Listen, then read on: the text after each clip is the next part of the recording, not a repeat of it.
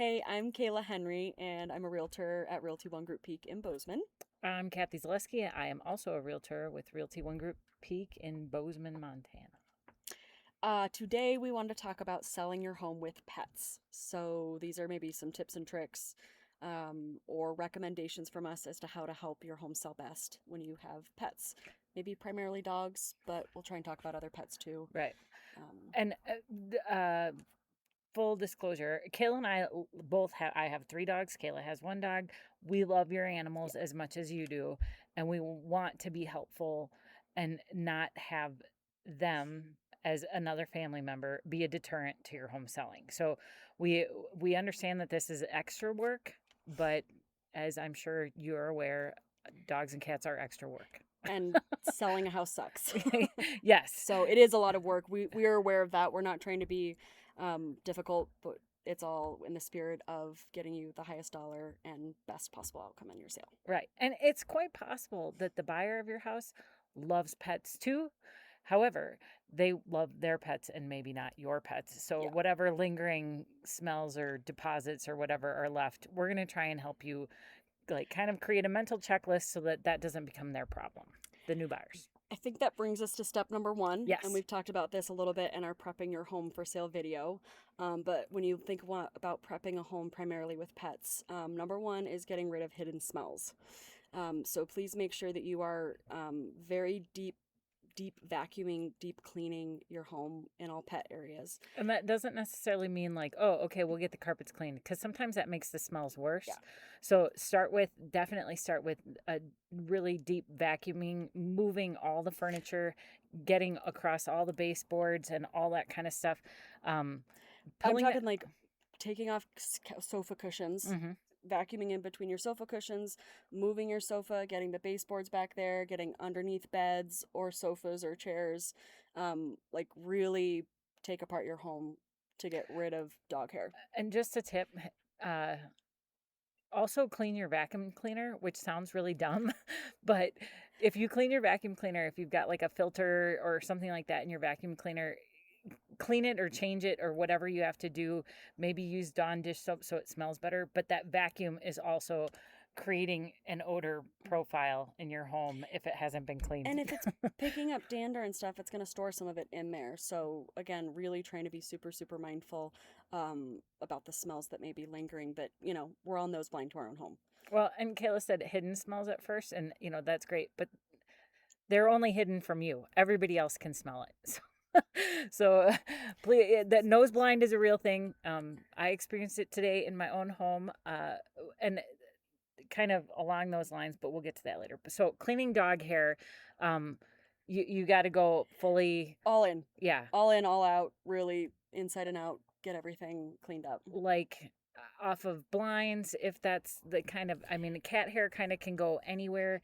Um, Off of blinds, the tops of kitchen cabinets, like you should be cleaning your home really well anyway, but pay special attention to trying to really extract that dog hair, cat hair, whatever it is from wherever it is. Yeah. I mean, my dog likes to hang out on the stairwell, like on our stairs.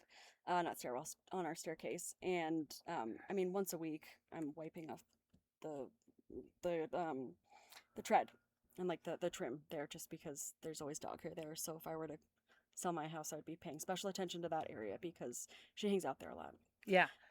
Cleaning up kind of their food area, so where food and water is, and that would be lifting up bowls, wiping around it, and watching the Against the walls. wall. Yeah. Lots get splattered on the wall, unbeknownst to you, to me. Right. So making sure that you're really cleaning those areas well, and then their dog beds wherever they sleep. Yeah. Absolutely. Dog beds, obviously, those are going to be smelly. And if it's possible, wash them, launder them.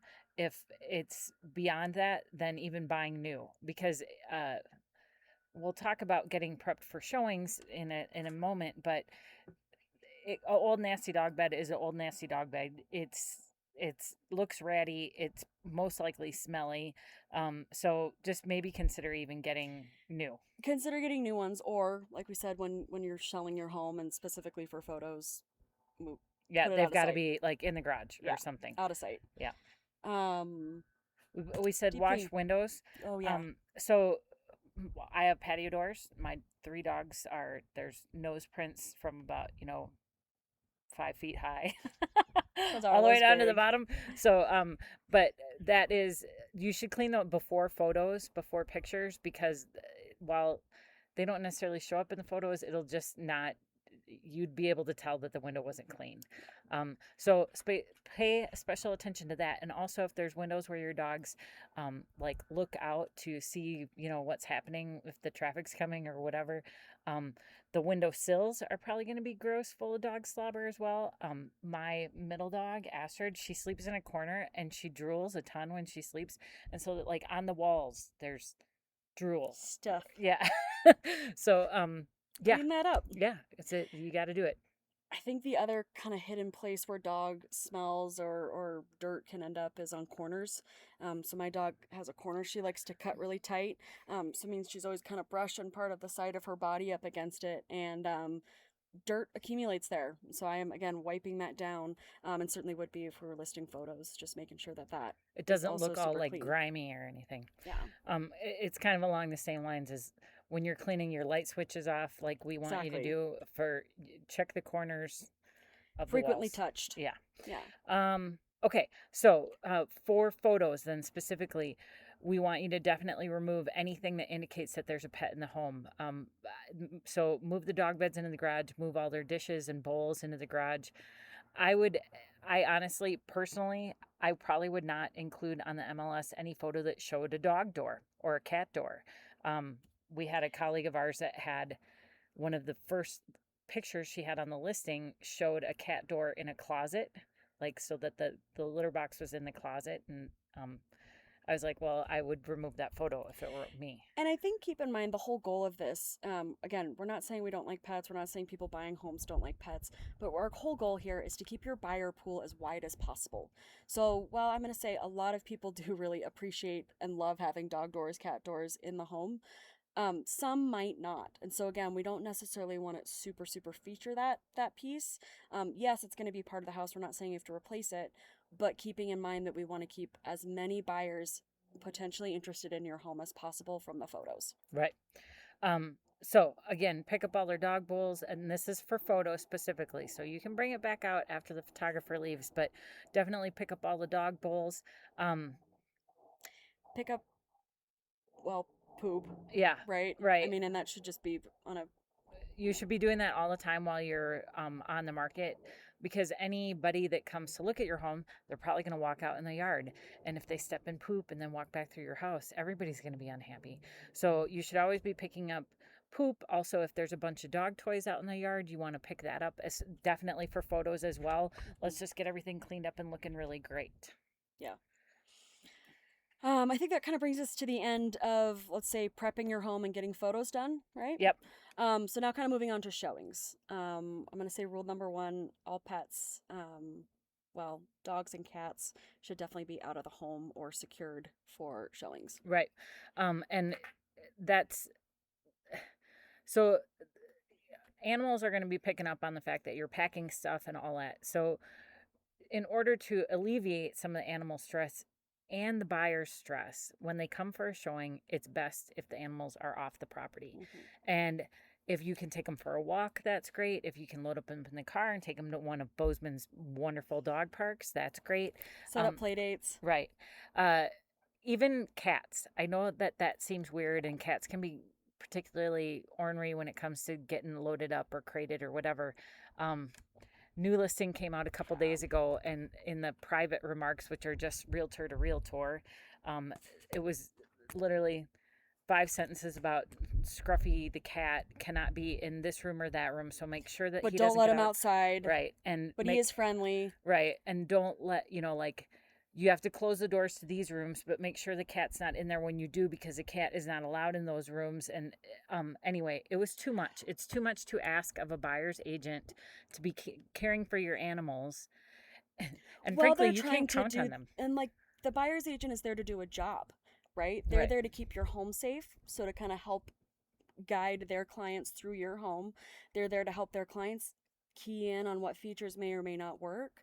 And again, they're there to make sure that, doors and windows are locked, your home is secure when they leave.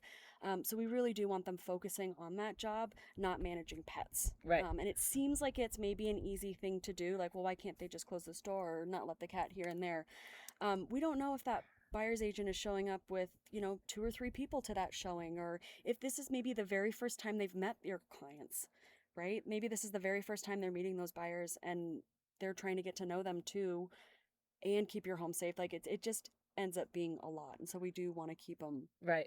pets, And, keep pets safe.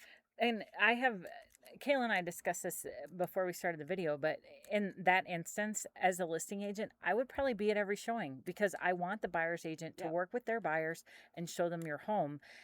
If I need to make sure the cat doesn't get out and it doesn't go in this room or that room or whatever, I'd probably be there. Like that's your job. Yeah. Just as, I mean, again, if you need someone to take your dog for a walk while the showing's going to happen, please let us know that. We want to do all we can to help make sure that we get your home sold, get it in front of as many buyers as possible. So if you cannot, have pets out of the home, talk to your agent. Right. Yeah. And honestly, if I was interviewing an agent, I would discuss, what do you think? What should we do during showings? We, work 9 to 5. So if the showing's during the day, the dog's going to be here. Well, I don't want your dog in its kennel all day in the hopes that there might be a showing Yeah. when there isn't. Again, just more stress on the animal. And quite frankly, then they get smellier. So I would rather say, okay, you know what? If you're cool with it, I'll take your dog for a walk while the showing happens. It just, It's they better for need, everyone. right. It's better for everyone. It's better for you, better for your animal, better for us, better for the buyers. Right. And we all know that, a dog in a kennel with strangers walking through his home is going to get very upset and be barking, and that can be super distracting to a buyer as well. Nobody wants any of that. So they should be off property if at all possible. And if that requires asking your agent to go above and beyond, well, that's what's best for getting your home sold. Mm-hmm. So we should do that. Also, one of the things that you had said, Kaila, was, hey, if your pet happens to damage the home while you're under contract, if the pet happens to damage the home while you're under contract, you're going to have that repaired prior to closing. Yeah, just something to keep in mind that, just if a pet does something, you will be responsible for it, just as you would if you damage the home. And I think you have to be honest as well. Like, if you know that the carpet's going to have to be replaced because, this is where we put this rug down because this is where somebody went to the bathroom 4 times while we were training them and we can't get rid of it. Yeah. Let us know. Well, like that carpet, that rug is going to come up. Well, yeah. I mean, found. In that case, is it better just to replace the carpet before it even goes live? Possibly. Right. But rather than saying that there's a carpet allowance, what if that is one of those overwhelming smells? Speaking of smells, once more, do not try and cover up the odor with any kind of plug-in or candles or whatever. It doesn't do anything. Yeah. It's worse. It's not cool. It just doesn't work. Yeah. Like it's more so like, well, what are they hiding? Yes. Which is probably worse than just being like, yeah, there's a dog that lives here. Yeah. Right. So please don't employ any kind of, fragrance to cover up whatever odor is there. Whoops. Okay. And then finally, closing, so we've talked about cleaning in advance of your home going on the market, but really, if you have pets, you should be prepared to pay for somebody to professionally clean the home when you leave. Do a second deep clean. Yep. Yeah. And that is on an average home, maybe 1,800 to 2,200 square feet. It's probably going to be $1,000. Plan on that. Put that in your budget. Think of it. I mean, honestly, money well spent. Think of it as a closing gift to yourself. Right. You'll be very tired and ready to just be done with the home after moving all of your stuff, most likely. Yeah. Just hire a cleaner and just enjoy being done with the home and going out to dinner or something, or getting into your new home, whatever you end up choosing to do for yourself. Yeah. But the home does need to be very clean for the next buyers, right? Think about how you would want a home to be left to you. If you were to purchase something, and it might be possible you're buying and selling at the same time as well. But just always think about how you would like a home to look for yourself. And honestly, there there are times of the year and weather conditions that make pet odors like more apparent. So the really working hard to mitigate that before it becomes a problem. I feel like summer is a hard time. It's hot. Yeah, it's hot and There's some sometimes can be humidity. humid, and Yeah. so just prepare for it. But we love your pets. We have pets. It's not a judgment. I have pretty much always had my home deep cleaned when I left because it needed it. Mhm. Um, two dogs or more my whole life, so it just is a thing. But we appreciate the work that you put into it and the attention that you pay to it because it does make a It difference. does make a difference. That's the whole thing. It feels like maybe we're being nitpicky or we're asking a lot, and we know that. But it does make a difference when you walk into multiple homes in a day, in a week. You notice the homes that are super, super clean, and have a blank slate. So Yeah. take the time to do it. It's important. We wouldn't ask you if it wasn't important. Right. So So if you've got any questions, don't hesitate to reach out to us. Our name and phone numbers on all this stuff. And certainly please subscribe and like our channel. We're going to have more tips about selling your home when you have a pet. Thanks so much. thanks.